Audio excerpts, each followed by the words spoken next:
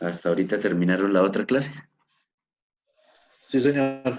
Sí, doctor. Hasta ¿Qué ahorita clase terminamos. tienen antes de la de nosotros? Solución de conflictos. ¿Y quién les está dictando esa materia? La profe Marlene. Marle Bermejo. Marle Bermejo.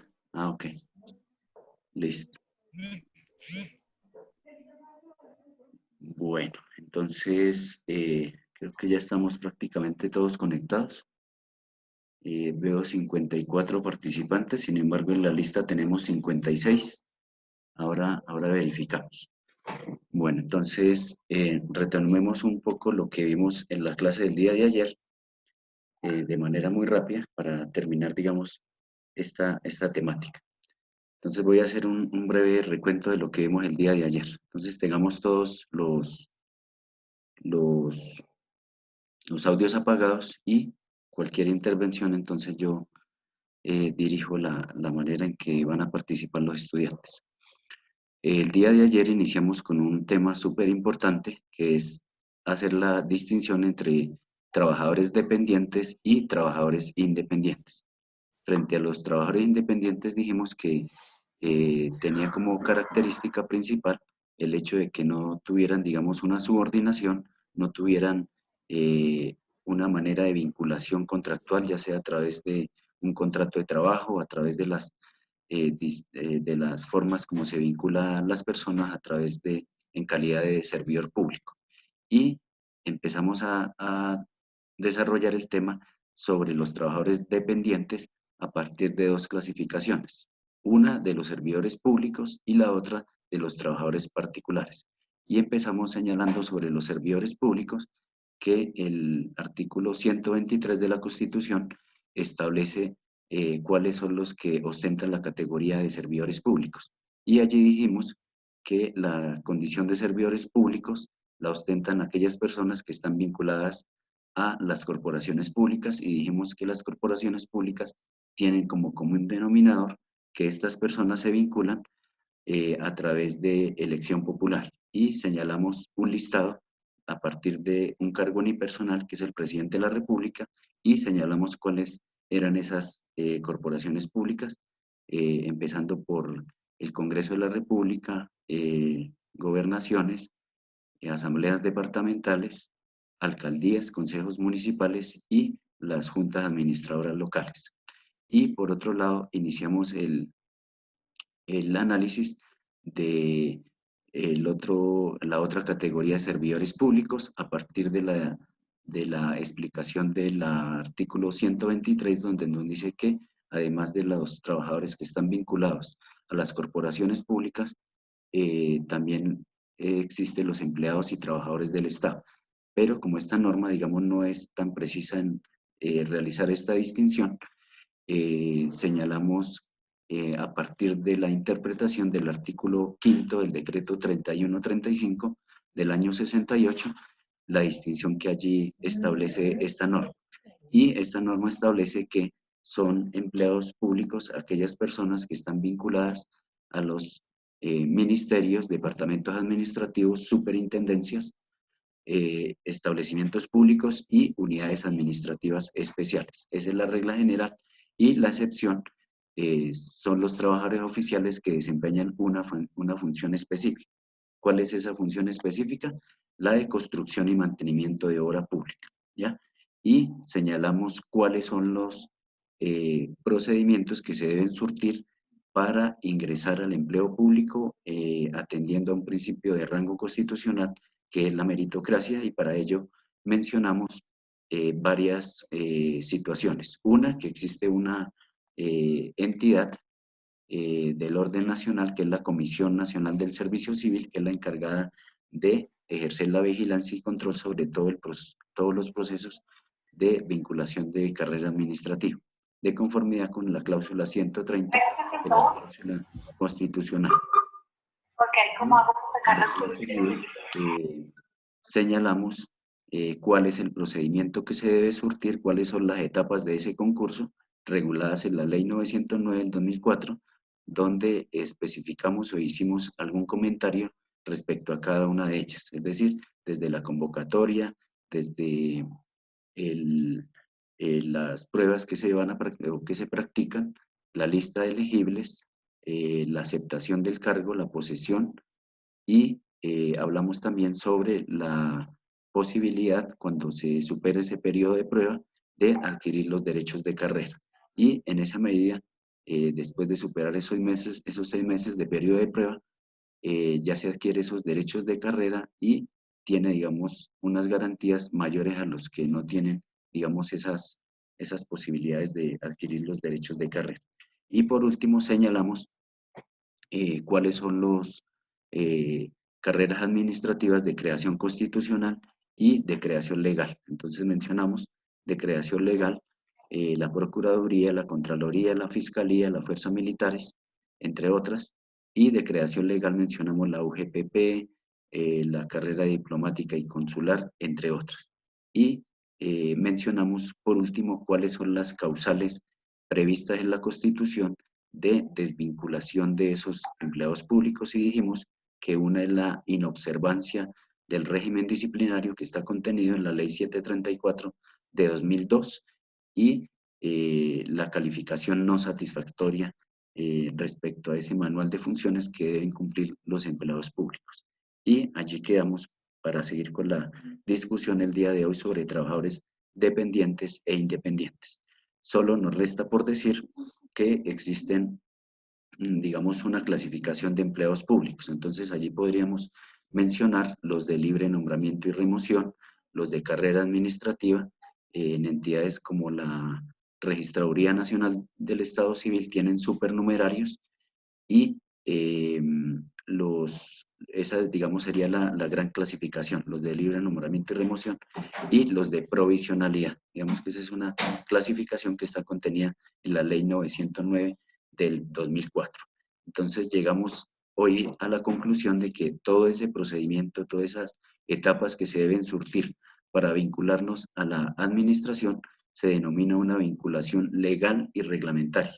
¿Por qué es legal? Porque está contenida en la ley, y reglamentaria porque se debe surtir una serie de etapas que están contenidas en esta ley para poder acceder al servicio público en la calidad de empleado público, es decir, a través de un concurso de méritos. Esa es la gran conclusión de los empleados públicos, así como dijimos en su momento que las personas que están vinculadas a las corporaciones públicas lo hacen a través de elección popular. Y hoy vamos a finalizar el tema con la otra categoría de trabajadores oficiales. Entonces, como lo dije al principio de la conversación, estos trabajadores oficiales se vinculan al Estado a través de un contrato de trabajo y hacen parte de la categoría de servidores públicos. Es decir, a pesar de que ellos se vinculan a través de un contrato de trabajo, de conformidad con la interpretación del artículo 123 constitucional, ellos también ostentan la categoría de trabajadores oficiales. ¿Listo? Entonces, esa es la manera de vinculación. Ahora bien, respecto a estos trabajadores oficiales, ¿qué debemos señalar aparte de la forma de vinculación? Como segunda medida, sobre ese particular debemos señalar que desde el punto de vista sustancial tienen una normatividad específica, y es la Ley Sexta de 1945. Allí regula todo el tema de derechos, de obligaciones, así como están contenidos los derechos y obligaciones y deberes para los trabajadores particulares, están contenidos en el Código Sustantivo del Trabajo. Para los trabajadores oficiales, en la parte sustancial, oígase bien, para la parte sustancial aplicamos no el Código Sustantivo del Trabajo, sino la Ley Sexta de 1945, ¿ya? Entonces hay que establecer esa distinción allí sobre la parte sustancial. Y desde el punto de vista procesal, si aplicamos el Código Procesal del Trabajo, y ahora miramos cómo lo materializamos en un artículo específico. Tengamos ahí a la mano el Código Procesal del Trabajo, la Constitución, y eventualmente el CEPACA para leer una norma.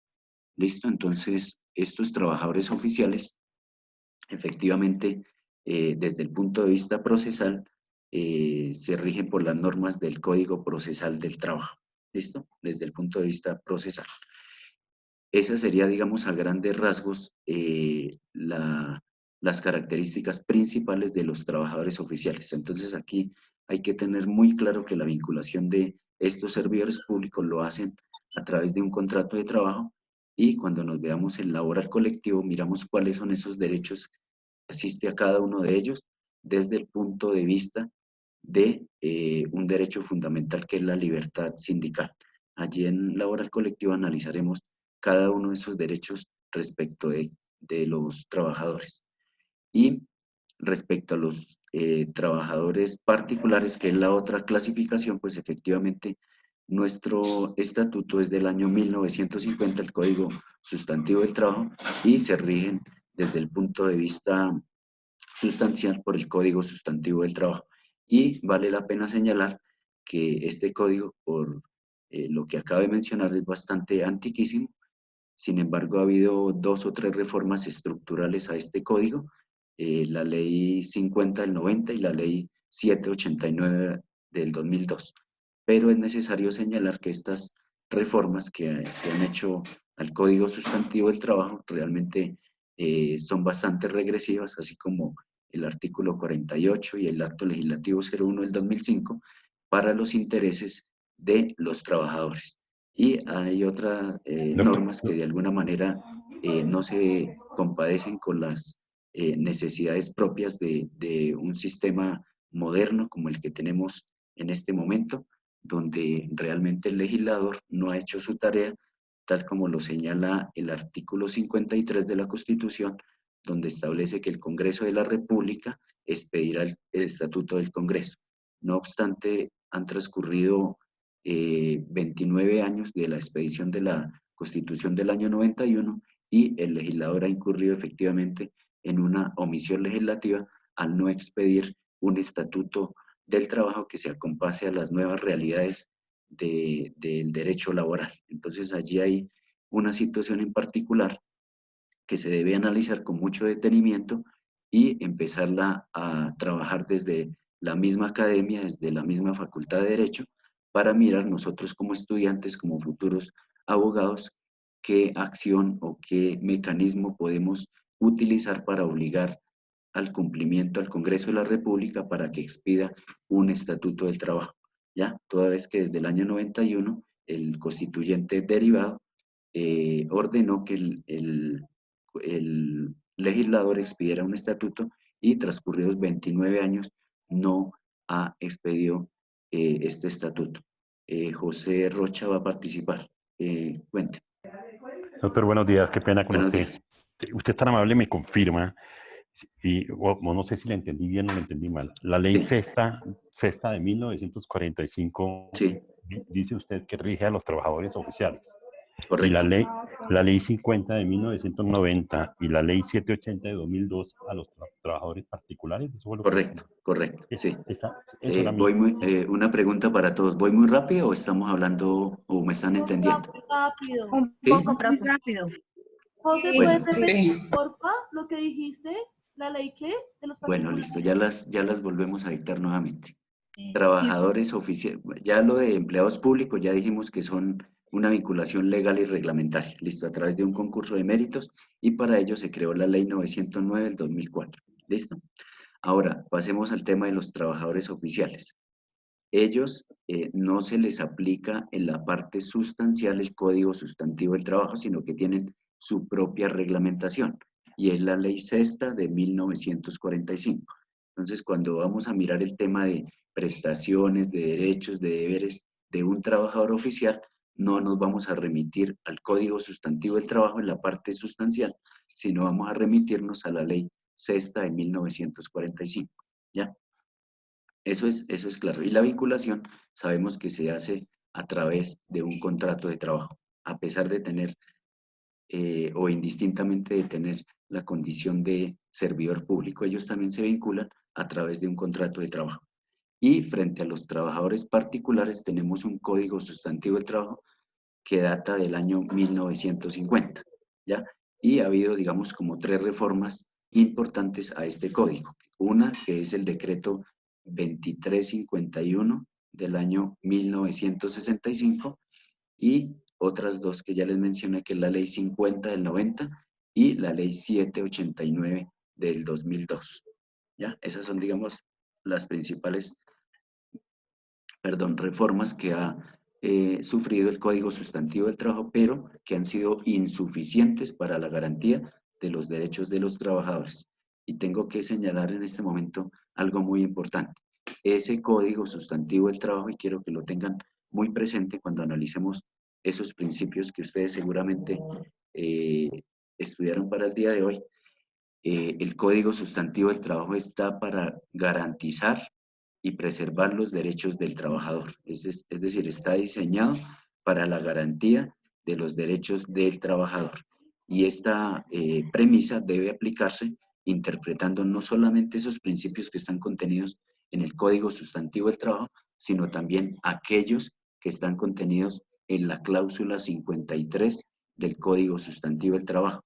Entonces, seguramente ustedes leyeron esos principios que están contenidos allí, tanto en el Código Sustantivo del Trabajo como en la cláusula 53 de la Constitución Nacional.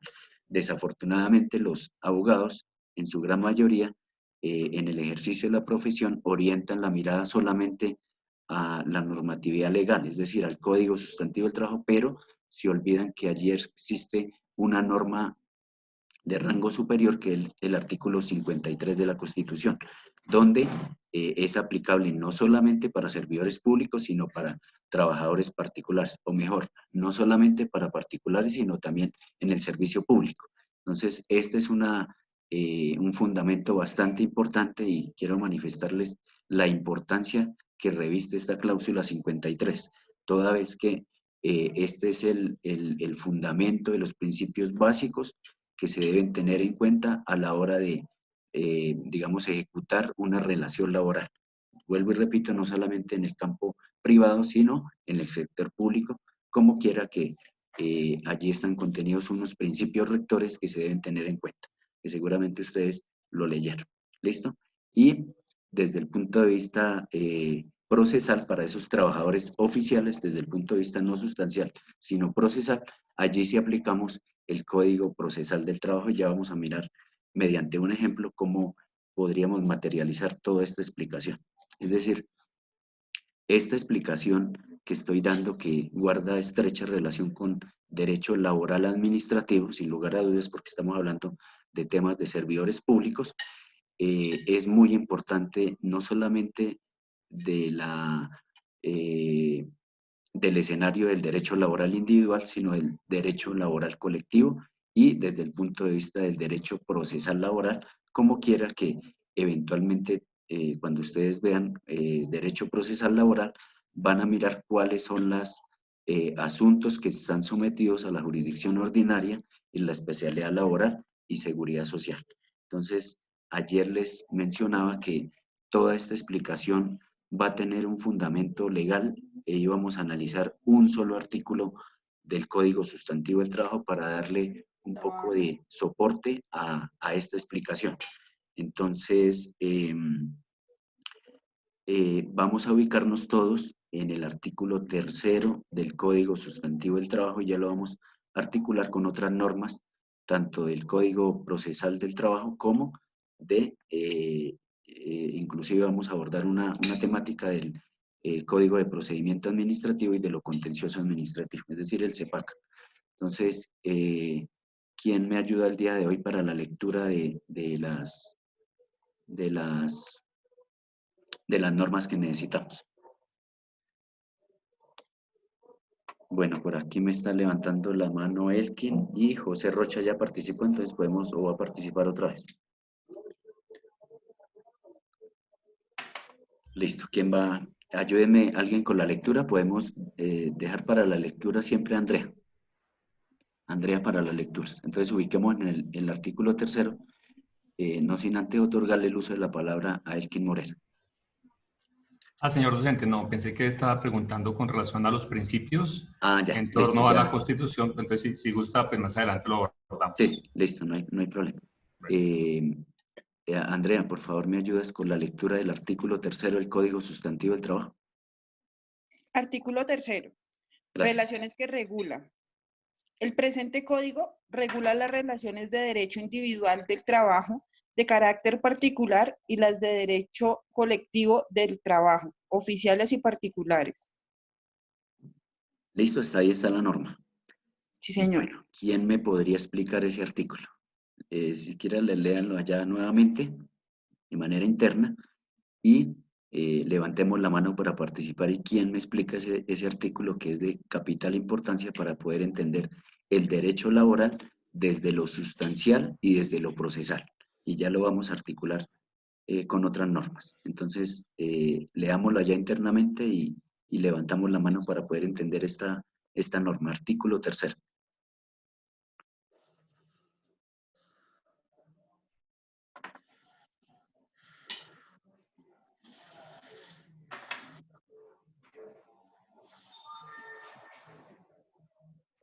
Leonid Mariño, listo. ¿Va a hablar Leonid? ¿Levantó la mano o no? Levantemos la mano el que haya participado, para que haya orden. Bueno, mientras van pensando la respuesta, ya les colgué ahí en la plataforma la temática del día de ayer, la del día de hoy, y el video de la clase de ayer. Entonces, si gustan ingresar ahí a la plataforma para mirar ese video, pues lo pueden hacer, al igual que la normatividad que trabajamos el día de ayer y la que trabajaremos el día de hoy. Entonces, cualquier situación pueden remitirse ahí a la plataforma. Y por otro lado, no olvidemos la importancia de agregarnos al listado que tiene Andrea, la representante, para tener un control de las personas que asisten a las sesiones para efectos de las fallas y al final de la terminación del módulo para reportarle la nota. Listo, entonces, ¿quién me puede explicar ese artículo 3 que leyó Andrea?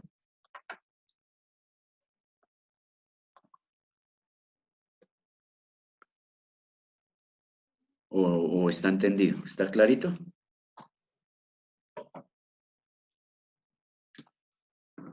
Pues se supone que lo que el artículo está diciendo es que rige tanto para trabajadores oficiales como para particulares, ¿es lo que yo entiendo? ¿O estoy equivocada?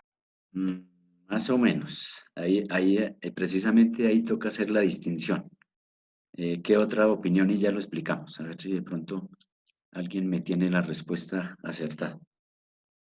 Yo lo que entiendo es que desde la parte de los trabajadores particulares se maneja la parte individual. Sí. Y en los trabajadores tanto oficiales como particulares se trabaja toda la parte de derecho colectivo, ¿no? Bueno, estamos como en el juego. Ya estamos calientes. Ya antes estábamos un poquito tibios, ya vamos calientes. Giovanna Mora, última intervención y la explicamos. Giovanna Mora. Profe, yo entiendo que regulan las relaciones. Es el derecho de ser tratados con las mismas condiciones laborales sin importar su condición económica o social. Y eso está regulando tanto a la empresa como a los empleados.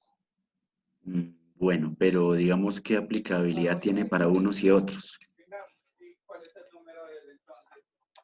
Fernando Profe, Rodríguez. Bueno, Giovanna, respondamos. Y ya le damos el uso de la palabra a Fernando. Creo que dependiendo del cargo, Entiendo que los empleados, los servidores públicos no entrarían en ese artículo 3 del Código Sustantivo del Trabajo. ¿Bajo ninguna circunstancia? ¿Bajo ninguna circunstancia? Empleados oficiales que son catalogados como servidores públicos en algún momento. Bueno, listo. Entonces vamos a explicar ese artículo 3 que es de capital importancia para poder entender la aplicabilidad del derecho laboral desde el punto de vista sustancial, desde el punto de vista del derecho colectivo y desde el punto de vista procesal. Vamos a mencionarlo o a explicarlo a través de una norma específica. Entonces, ¿por qué era importante tener en este momento claro la distinción entre trabajadores dependientes y trabajadores independientes, a pesar de que creeríamos en principio que es un tema, digamos, de derecho laboral administrativo, pero que de alguna manera se distanciaba un poco de lo que es nuestro módulo, que es derecho laboral individual? Pues bien, toda esta explicación debemos materializarla en la lectura de ese artículo tercero. Entonces, ¿qué nos dice ese artículo tercero? La aplicabilidad del derecho laboral tanto en la parte sustancial como en la parte del derecho colectivo, a quienes se les aplica. Entonces, ya dijimos que dentro de esa clasificación de trabajadores dependientes están los servidores públicos y los trabajadores particulares, ¿ya? Esa es la gran clasificación. Y dentro de esos servidores públicos tenemos a los empleados públicos y trabajadores oficiales. Y los trabajadores particulares son aquellos que se vinculan a través de un contrato de trabajo donde la relación laboral es de carácter privado, ¿ya? Ahora bien, ¿qué nos dice ese artículo tercero? Recuerden ustedes que hay, digamos, dentro de esas aristas del derecho laboral, está el derecho laboral individual, el derecho laboral colectivo y el derecho procesal laboral, es decir, la forma como hacemos efectivos o exigibles esos derechos que están contenidos en la norma sustancial. En este caso, serían el Código Sustantivo del Trabajo. Entonces, allí la norma lo que nos indica es lo siguiente: para efectos del derecho laboral individual, vamos a aplicar esta normativa, es decir, el Código Sustantivo del Trabajo, para los trabajadores particulares, ¿ya? Solo para trabajadores particulares, solo para trabajadores particulares. Entonces, cualquier situación de prestaciones, de vacaciones, de prima de servicios, de los deberes, de las obligaciones, de las prohibiciones que están contenidas el Código Sustantivo del Trabajo, es decir, todo lo que regula el Código Sustantivo del Trabajo en la parte laboral individual solo tiene aplicabilidad para los trabajadores o para las relaciones de carácter privado o particular. Eso es muy claro.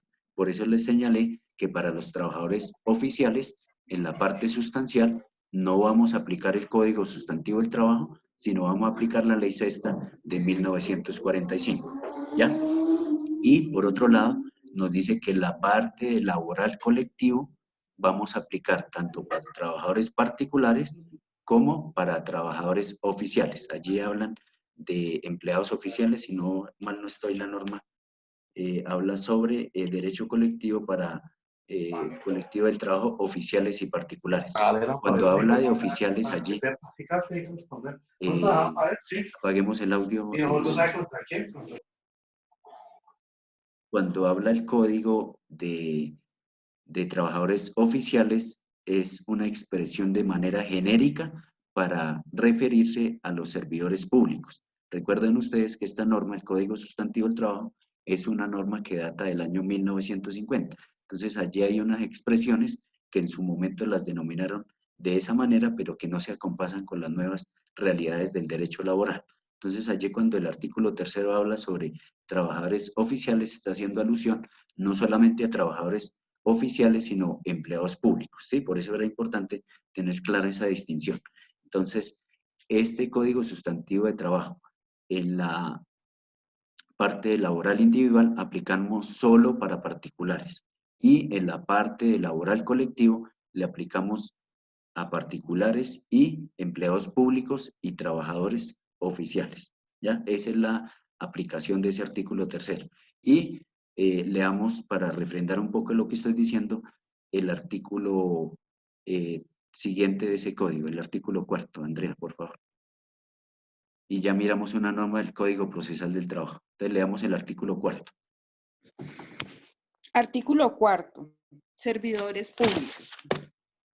Las relaciones de derecho individual del trabajo entre la administración pública y los trabajadores de ferrocarriles, empresas, obras públicas y demás servidores del Estado no se rigen por este código, sino por los estatutos especiales que posteriormente se dicten. Listo, gracias, Andrea. Entonces, efectivamente aquí corrobora lo que dice el artículo tercero, que las relaciones de carácter individual de los servidores públicos se rigen por normas especiales, ¿ya? Es decir, no se van a regir en la parte laboral individual por el Código Sustantivo del Trabajo, sino por las normas que se expidan respecto a esos servidores públicos, llámese empleados públicos o trabajadores particulares. Y por eso les expliqué que efectivamente una norma especial para ese trabajador oficial es la Ley Sexta del año 45. No sé si hasta el momento me hice entender en la explicación de de esos dos artículos. Si es clara esa distinción entre una y otra. ¿Sí? Sí, ¿Todos, señor, todos está entendieron? claro. Yo pienso que está claro. ¿Sí? ¿Está claro? Bueno, entonces vamos a articularlo con otra norma del Código Procesal del Trabajo. La voy a leer para que sea más rápido la lectura mientras ustedes buscan allí. Entonces, vamos a ubicarnos en el artículo 2 del Código Procesal del Trabajo. Código Procesal del Trabajo. Allí establece la competencia de la jurisdicción ordinaria en la especialidad laboral y seguridad social de los asuntos que esta jurisdicción va a conocer. ¿Ya? Es decir, recuerden que hay jurisdicciones constitucional de lo contencioso administrativo y en este caso la jurisdicción ordinaria en la especialidad laboral y seguridad social. Este artículo 2 establece cuáles son esos asuntos que están sometidos a la jurisdicción ordinaria en la especialidad laboral y seguridad social. Les pregunto a todos, si existe una controversia entre una entidad, voy a señalar dos ejemplos para entender un poco lo que acabo de explicar. Si existe una controversia de un trabajador oficial con una entidad del Estado, que ya vimos que se vinculan a través de un contrato, por el no pago de unas acreencias laborales, hablemos de una prima, una bonificación, vacaciones, lo que ustedes puedan imaginarse, ¿ante qué jurisdicción acudiría este trabajador oficial? Entonces nos ubicamos en el artículo 2 del Código Sustantivo del Trabajo. Entonces, ¿qué nos dice el artículo 2 en el ordinal primero? Nos dice la jurisdicción ordinaria en sus especialidades laboral y seguridad social conoce primero, los conflictos jurídicos que se originen directa o indirectamente en el contrato de trabajo. Entonces le pregunto a todos, y ya piensan la respuesta, en la hipótesis que les acabo de mencionar, si ese trabajador le adeudan prestaciones, salarios, etcétera, ¿ante qué jurisdicción acudiría para hacer exigible esos eventuales derechos? ¿Qué dirían ustedes? ¿Ordinaria? Ordinaria, ¿por qué la ordinaria si es servidor público? Profe, porque el procesal... Contencioso administrativo. ¿Por qué contencioso? O sea, no estoy diciendo que el uno esté equivocado, el otro también. Quiero que me expliquen por qué una jurisdicción o por qué la otra, de acuerdo a la explicación que acabo de mencionar. Andrea me dice que es la jurisdicción ordinaria. Harold me dice que es la jurisdicción de lo contencioso. Recordemos, por eso era importante entender esa explicación de trabajadores dependientes, ¿sí? Es decir, trabajadores particulares y servidores públicos. Por eso Y había que entender muy bien cuál es la forma de vinculación de esas relaciones laborales. Entonces, Andrea me dices que es la jurisdicción ordinaria en la especialidad laboral. ¿Por qué? ¿Por qué razón?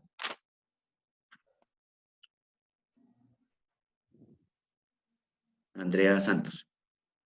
Profe, Andrea no contesta, pero yo digo que es la ordinaria porque usted nos acabó de decir que en la parte procesal se aplica el código procesal del trabajo. Entonces pensaría yo que en el código ¿Para quiénes? del trabajo, ¿Para quién? para los trabajadores o para trabajar, o sea, en la parte individual se aplica el código de procesal